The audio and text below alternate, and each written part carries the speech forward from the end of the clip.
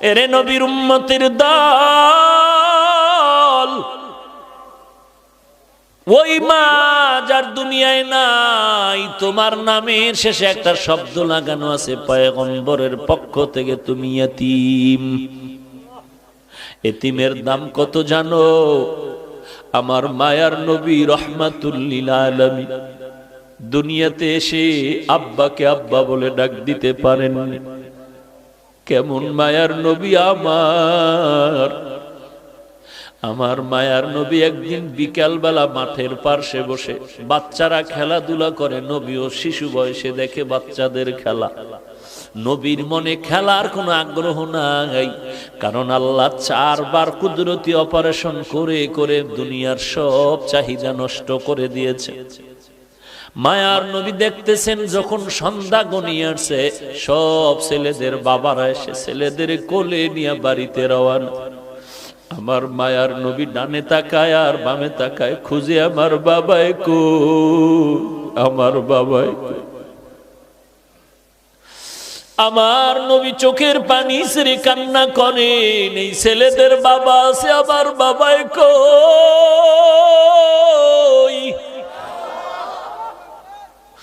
আম্মা জান আমেনা ঘর থেকে সন্ধ্যা হয়ে গেল, কই আবার সন্তান।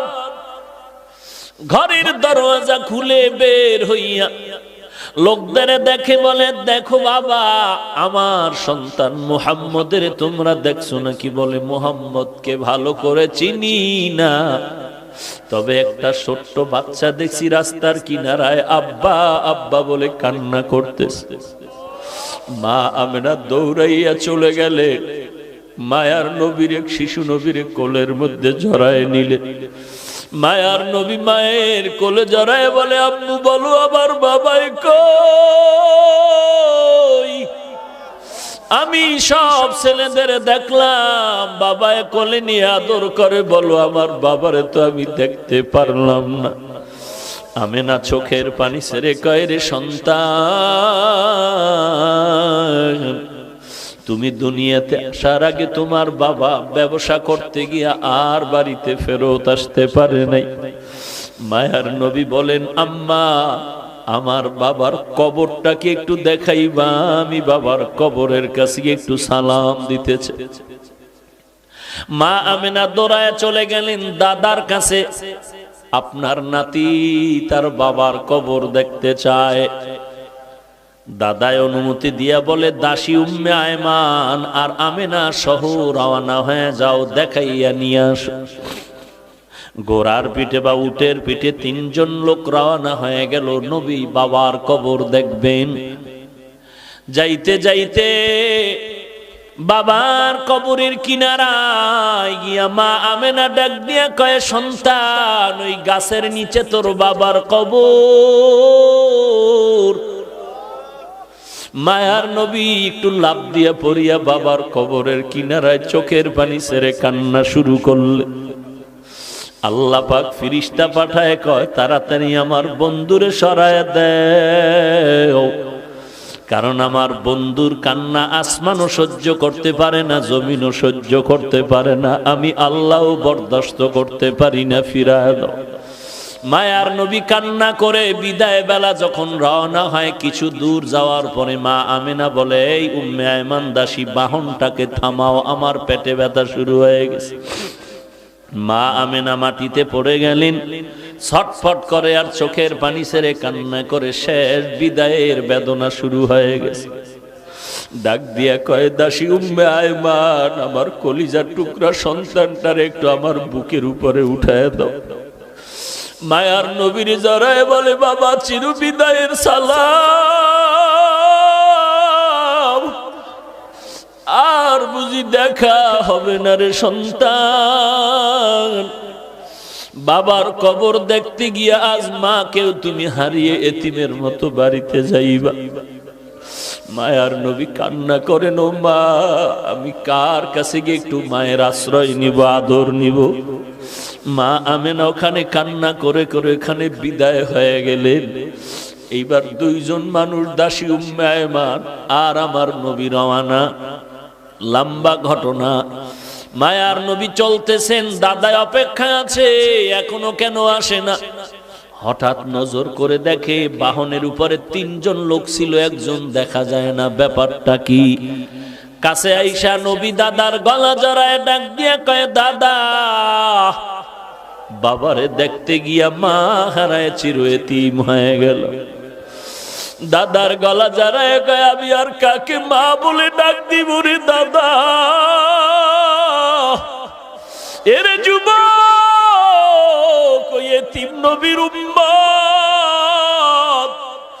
এই জায়গায় কত এতিম ছেলে আছো, মা নাই, বাবাও নাই। ওই মায়ের চেহারাটাও কি মনে পড়ে না রে সন্তান? ওই মাকে কত কষ্ট দিয়া চোখের পানি ফালাইছো। ওই মায়ের কলিজায় যারা আঘাত করেছো, চোখের পানি ছাড়ি আমার মাওলার কাছে তওবা কর। আমার মাওলা যদি ক্ষমা না করে তোর উপায় নাই। আল্লাহর নবী এতিমদের জন্য কত দয়ার নবী, আমার মায়ার নবী ঘর থেকে বের হয়ে গেলেন। হঠাৎ রাস্তার কিনারায় দেখে বাচ্চারা খেলাধুলা করে। নবী দেখার পরে সামনে আগায় গেলেন। একটু দূরে গিয়ে দেখে একটা বাচ্চা রাস্তার কিনারায়, কোনো কাপড় নাই, ছোট বাচ্চা উলঙ্গ বসে আছে। নবী বললেন, বাবা তোমার বাড়ি কই? বলে আমার বাড়ি নাই। ঘর কই? বলে ঘর নাই। আব্বা আম্মা কই? বলে আব্বা নাই, আমি এতিম। মায়ার নবী তার হাতটা ধরে কয় চল। নবী বাচ্চাটার হাত ধরিয়া সোজা ঘরের মধ্যে চলে গেলেন। আম্মা জান আয়েশা রাদিয়াল্লাহু আনহাকে বলেন, আয়েশা, এই বাচ্চাটা আমাদের সন্তান মনে করে এরে সুন্দর করে গোসল করায়া দাও। আম্মা জান আয়েশা বাচ্চাটারে গোসল করায়া দিলেন। মায়ার নবী একটা বড় চাদর নিয়ে 2টা টুকরা করে বাচ্চাটারে সুন্দর করে পরায়া দিলেন। এইবার নবী বলে, চলো বাবা, নামাজ আদায় করতে চলো মসজিদে নববী। বাচ্চা যখন সামনে হাঁটতেছে, নবীজি ঘর থেকে বের হয়ে কয়, দাঁড়াও, তুমি হাঁটবা না, দাঁড়াও। বাচ্চা দাঁড়ায় গেল।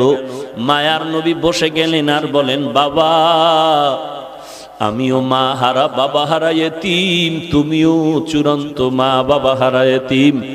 আমি আজকে তোমার একটু খেদমত করতে চাই। তোমার কদমটা মাটিতে দিও না, তুমি আমার কাঁধের উপর উঠা বসো। আমি তোমারে কাঁধে করে আজ মসজিদে নিয়ে যাই, আর কিয়ামত পর্যন্ত দুনিয়ার মানুষের এই বয়ান দিতে থাকবো যে মায়ার নবী এতিমের কত দরদি হয়েছিলেন। বাচ্চা বলে, না, আমি কাঁধের মধ্যে উঠবো না। নবী বলেন, উঠো। শেষ পর্যন্ত বাচ্চাটারে কাঁধের মধ্যে নিয়া মায়ার নবী এবার মসজিদের দিকে রওয়ানা।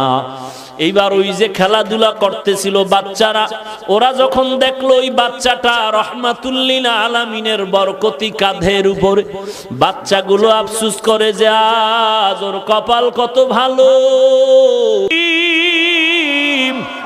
এর মা নাই, বাবা নাই। আমিও বড় এতিম, আমি মা হারাইলাম, আমি বাবা হারাইলাম, আমার কেউ নাই। আমি বাচ্চাটারে আদর করে মাথায় হাত দিয়া দোয়া করে দেই। উম্মতের জানায় দিয়েন আপনারা, একটা এতিম বাচ্চা যদি হাতে পায় আর এর মাথায় হাত বুলায় যদি কেউ দেয়, মোহাব্বতের নজরে ওই সমপরিমাণ হাতের নিচে চুল বরাবর নেক আল্লাহ তার আমল নামায় দান করবেন। এরে নবীর উম্মতের দল, ওই মায়ের অবদান ভুলার মতো না। জানা অজানা ভাবেও যদি কোনো ভুল করে থাকো, ওই মা বাবার থেকে দোয়া নাও, তাড়াতাড়ি ক্ষমা চেয়ে নাও, আল্লাহর কাছেও ক্ষমা চাও রে ভাই। আমার মায়ের অবদান, বাবার অবদান ভুলতে পারবো না রে বাবা। মাঝে মাঝে মায়ের সন্তানের মারে শাসন করার জন্য, কিন্তু দেখছো মাঝে মাঝে সন্তানের মায় মারার পরেও কিন্তু মা ঘুমাইতে পারে না। মা কিন্তু সন্তানের ধমক দিয়াও কিন্তু পাগলের মতো থাকে। সন্তানের ধমক দিছে এমন জোরে, সন্তান অভিমান করে ঘরে যায় না, ভাত খায় না, মা কয়া ডাকে না। আব্বা জান একদিন তাকায় দেখতেছে বালিশে মাথা লাগায় তার স্ত্রী গুনগুন করে কান্না করে রাতের বেলা। আব্বাজান বলে বিবি কেন কাঁদো? বলে আমার অন্তরে বড় ব্যথা। বলে কি ব্যথা? বলে একটা সপ্তাহ হয়ে গেছে সন্তান আমাকে মা বলিয়া ডাক দেয় না। বলে কেন? বলে আমি একটু শাসন করতে গিয়ে ধমক দিয়েছিলাম, এই কারণে রাগ করেছে, অভিমান করে আর ডাকে না। আব্বাজান বলে বিবি তুমি আরামে খাও, ঘুমাও, কোনো চিন্তা করা লাগবে না। সন্তান একদিন আগে পিছনে তোমার কাছে সেই ক্ষমা চাবে। আমার মা কান্না করে বলেন, ও স্বামী আমার, যতই আমি খানার প্লেট নিয়ে বসি খানা মুখে যায় না, যতই আমি ঘুমানোর চেষ্টা করি আমার চোখে ঘুম আসে না। কারণ আমি খানার থেকে, ঘুমের থেকে সন্তানের মা ডাকে যেই মজা পাই, ওই মজা আমি খানায় পাই না, ঘুমের মধ্যে পাই না। এরে নবীর উম্মতের দল, সন্তান মায়ের কাছে টেলিফোন করে, মা আমি 3 দিনের জন্য ঢাকা থেকে 1.5-2 মাস হয়ে গেল, এখন বাড়ি আসতেছি, ছুটি হয়ে গেল। আম্মা জান তোমার জন্য কি নিয়ে আসবো? বলে আমার জন্য কিছু লাগবে না, তোর বাবার জন্য যদি কিছু পারো তুই নিয়ে আসবি।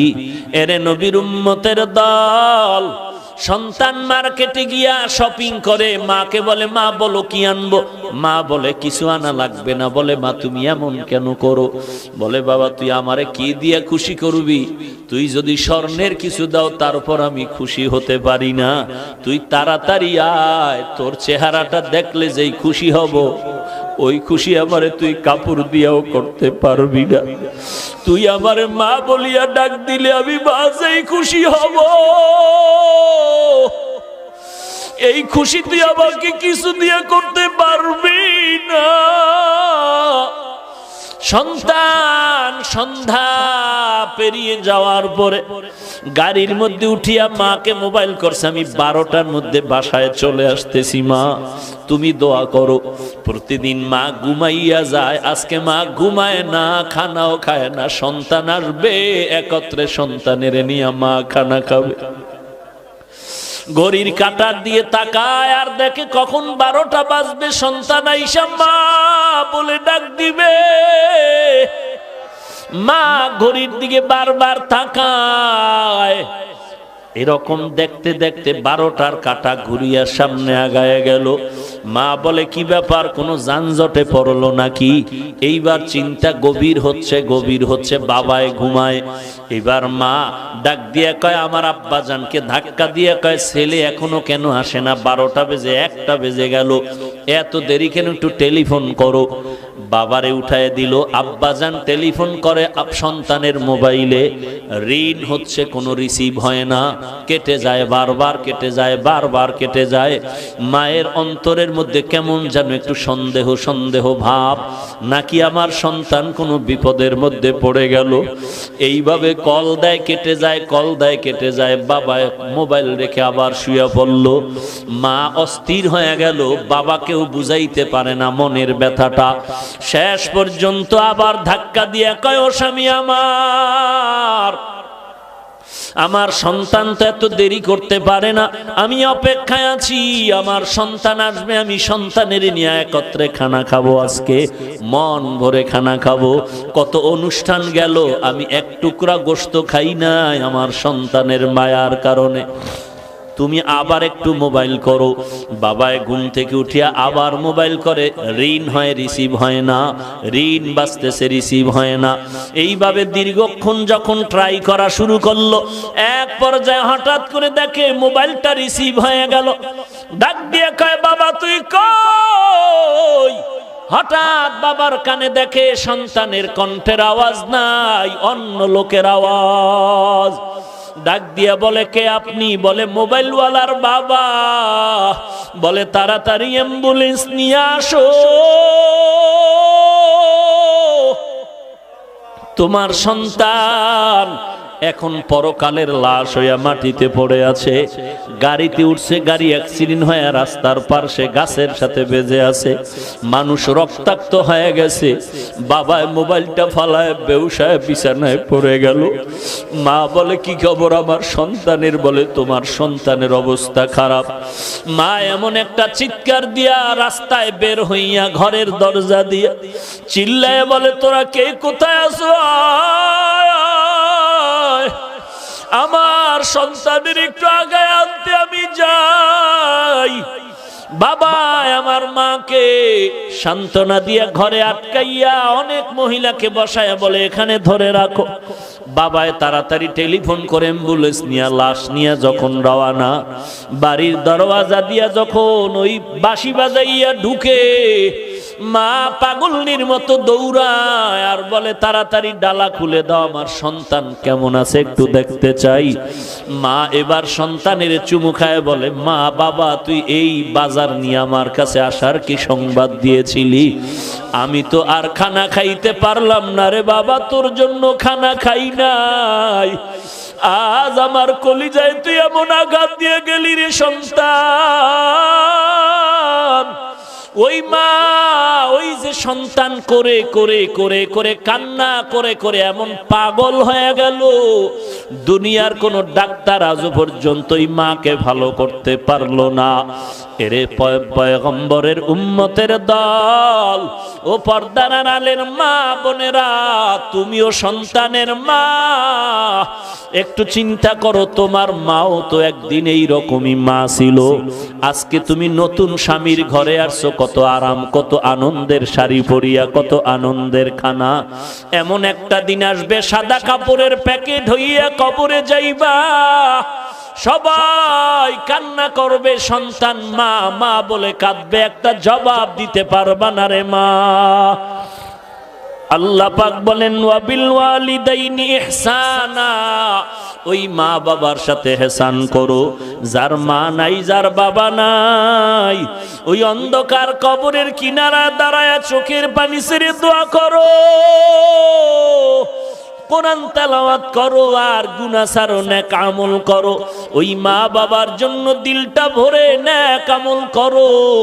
ওই মা বাবার সাথে যেন কোন রকম বেয়াদবিমূলক আচরণ না হয়।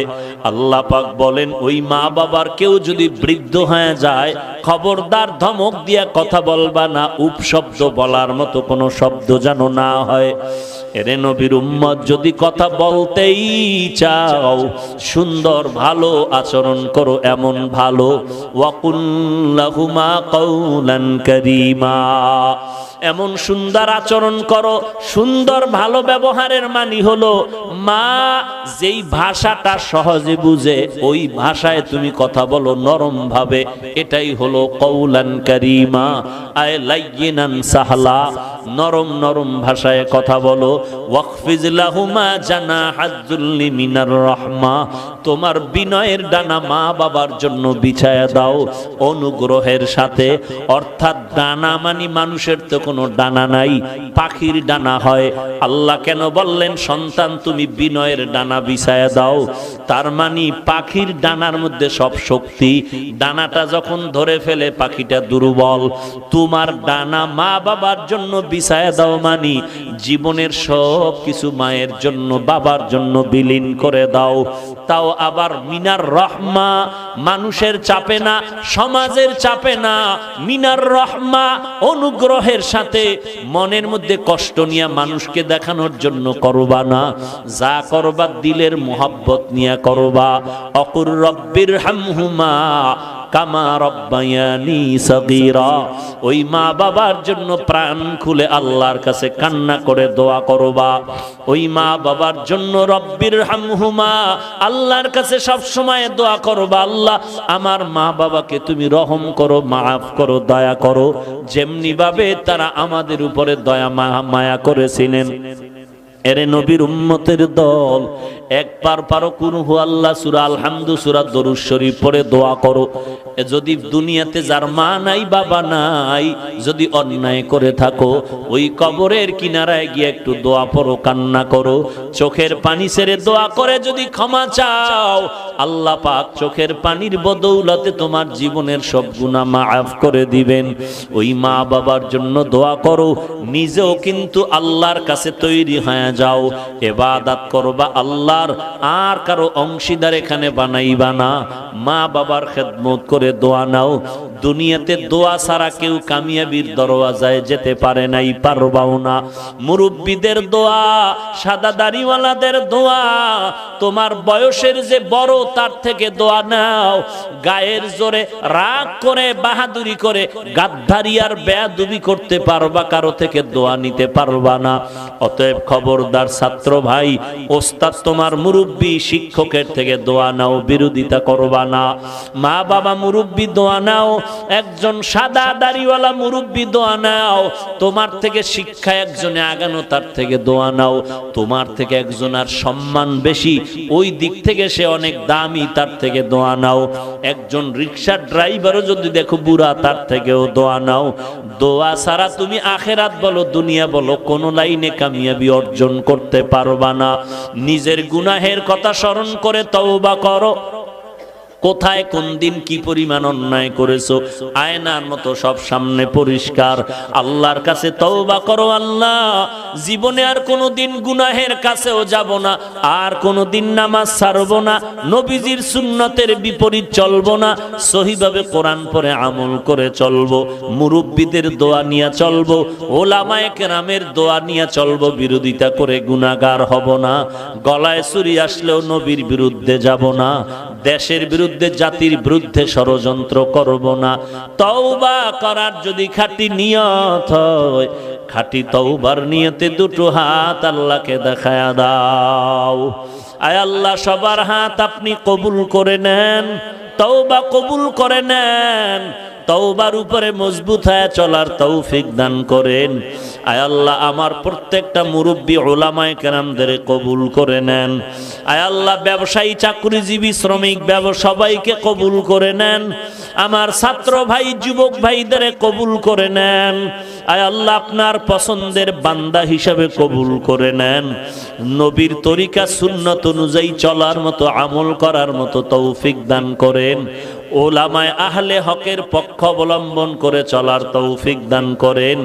আয় আল্লাহ, গুনাহ মুক্ত জিন্দেগি দান করেন। আমিন। আলহামদুলিল্লাহি রাব্বিল আলামিন।